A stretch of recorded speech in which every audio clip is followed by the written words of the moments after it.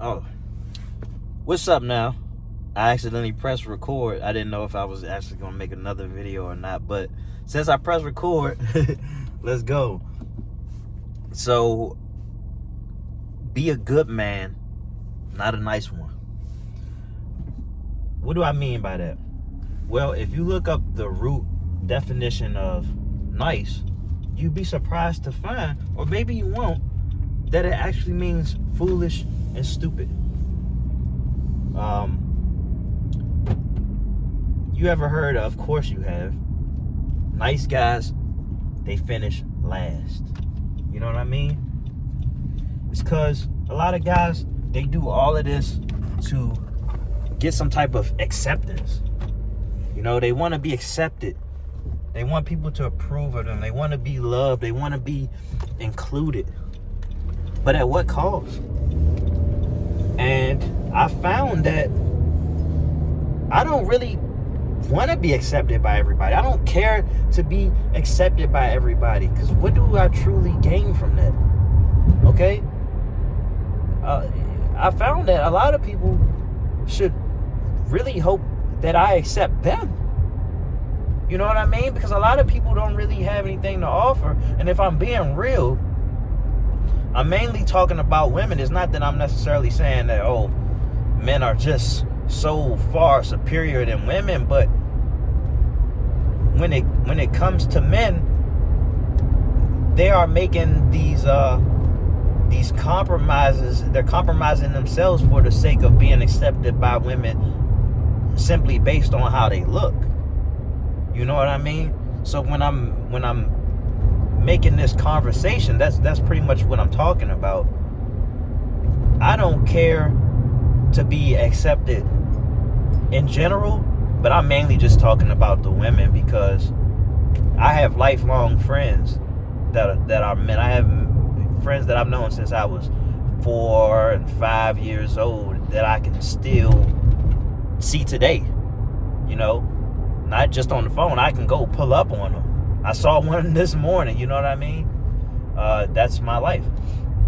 So it's mainly women, and what I find to be true about myself, and it's got to be true for maybe even most guys, but a lot of guys, is that they see the beauty in a woman. They know what they want. Maybe it's lust related, and wouldn't surprise me if that were the case. I mean, it's okay, but when it takes occupancy over your mind, you know, that can become a problem. And a lot of men have thrown their lives away. A lot of men right now are throwing their lives away because they can't stand to be without a woman. And I've been there, straight up. You know, making women my world, making them my life, building my life around them, building my availability around them. But at what cost? You know, you lose a great deal of your life, your purpose, by chasing women, by making women your purpose. Okay, that's maturity speaking. Okay, so I'm a lot better with that right now. When you're left with the bill and you see what is left from your pursuits, from your endeavors. Now, as you mature, you want your life to make sense. Okay, things are bigger than just chasing lust or even chasing love, for real. Better to let it come to you by way of working on your life. But anyway, be a good man, not a nice one. Meaning, you have to do what's right, not because of what you get out of it, not so you can be a martyr or so you could be somebody's stepping stone or doormat. No, you do what is right at any given moment. Like, for example, a good man is going to do what he has to do to make sure that his family is well off. And that's one thing that I'm learning over and over again. when it comes to raising my daughter, that I'm still having to part ways with a bit of selfishness, because it's not uncommon for me, especially as I fought through so many mental health issues. It's not uncommon for me to be a bit selfish and base what I do off of my feelings. And I'm getting away from that, because my feelings come second place to my daughter. My feelings have to come second place at times when it comes to the mission at hand, what needs to be done. And every time it comes at least second place to my daughter. At best, second place to my daughter. Like, I gotta be a man. I brought her into this world. Understanding all of the struggles that come with being alive. And now I have a daughter, 6 years old, who depends on me, who depends on my tutelage, my guidance, my strength. And I gotta be on it. But it's also because of that, I can't afford to be that nice guy, the people pleaser.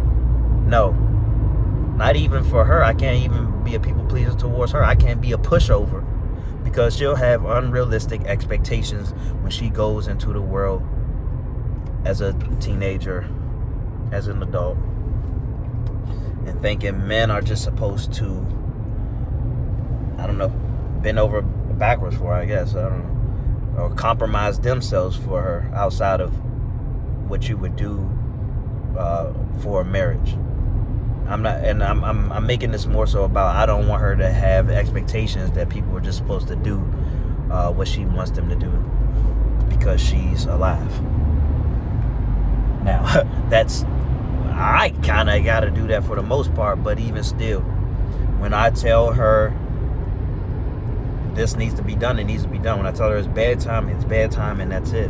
I'm not really compromising on that. I might compromise on what that bedtime may be, but I'm not compromising on what I say at that given moment. So yeah, there's definitely some flexibility with me, and I like to say that I'm a very fair man. I'm a fair dad.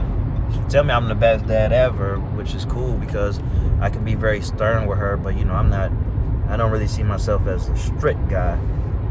I am whoever I need to be. And I think a good man is whoever he needs to be. Sometimes he got to be vicious. Sometimes he can afford to be extra sweet. Because sometimes, truth is, I like to overdo it with the respect when it doesn't feel like it's compromising who I am. You know what I mean? So I can overdo it with my manners. It's always yes, please, thank you, apologies, and all that stuff. It doesn't compromise who I am as a person, because that's just what I am. I want to be respectful. I want to be diplomatic. And, I want to be proof, like I want to be the receipt. So what I mean when I say I want to be the receipt is, I want to make sure that it's habitual for me to lay it on heavy with the respect. Because when the disrespect comes out, I want there to be no mistake about why I'm getting grimy, why I'm getting disrespectful. It's because I was being disrespected. And that's why when I do snap, I really snap, because I don't pick on anybody. I'm not a bully. And that's been the case my whole life. As far as look, I'm not going to start anything, but I definitely will finish it. I'll definitely get in the mix with you. I don't really I haven't been known to turn the other cheek. You're going to hear about it these days. Yeah, I'm much better, man, because it's the art of war, and the art of war is you got to pick your battles. Every battle is not for you. So you have to know that. You have to practice discernment. You have to keep your priorities in order, and you have to reflect on cause and effect, the consequences for the decisions that you make. All right, so yeah, man, be a good man, a